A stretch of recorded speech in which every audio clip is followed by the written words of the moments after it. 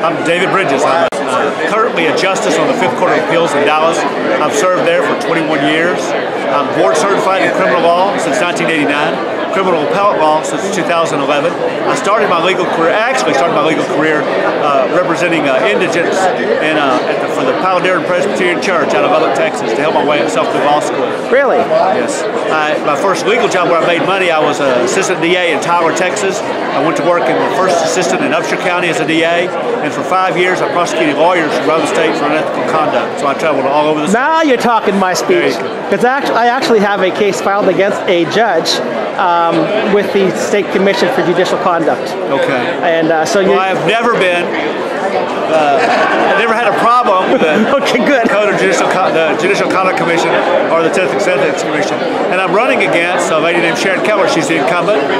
She's been on the Court of Criminal Appeals since 1994. She's had some lapses in judgment. That's putting it very kindly, isn't it? Well, but never go. You go ahead and continue. I'm sorry. Well, one is that the first lapse in judgment is if you own a warehouse in Dallas, how much money do you have to make? She was leasing it to a company that used it for a strip club called the Dollhouse.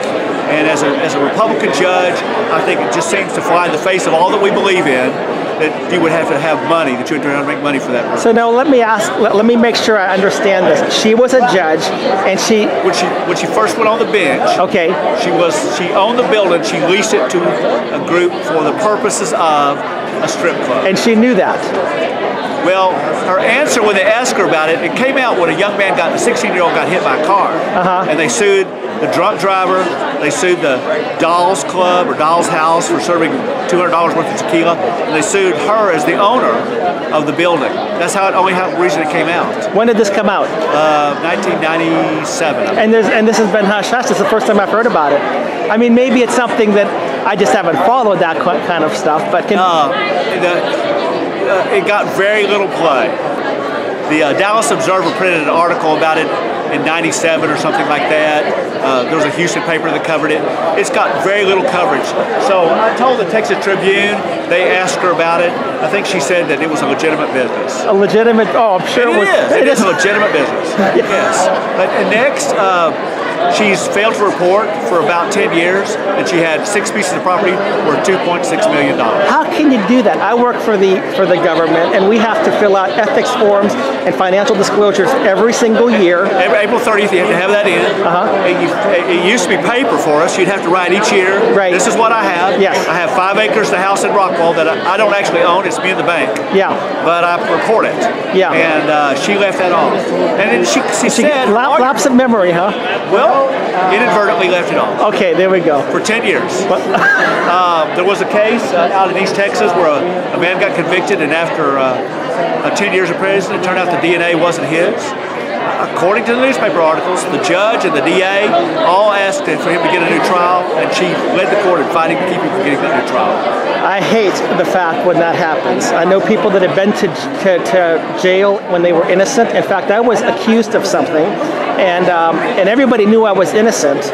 My attorney actually, we went to court with the whole thing, and the judge, the case was so overwhelming on my behalf that the judge didn't even need a closing argument. But on the other hand, the attorney said to me, if you knew how many innocent men sit in jail for trumped up charges, you would be shocked. And I've talked with police officers, and they said about 10% of the people that are in jail are in there and they're innocent.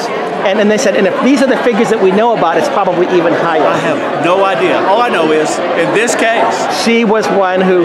She fought the court. She fought it, and that's just wrong. Right, absolutely. Well, I appreciate you talking about that. Thank you, and I would ask for your vote. Okay. And ask for your support. Tell us again who you are, what position? I'm David Bridges. I'm running for Presiding Judge at the Texas Court of Criminal Appeals. Okay. That's place 1. And it's place 2 on the ballot here in Tarrant County. But I am running for place 1, Texas Court of Criminal Appeals. We got you, and we're supporting you. Thank you so much, David. Thank you. I found you. David Bridges. Nice to meet you.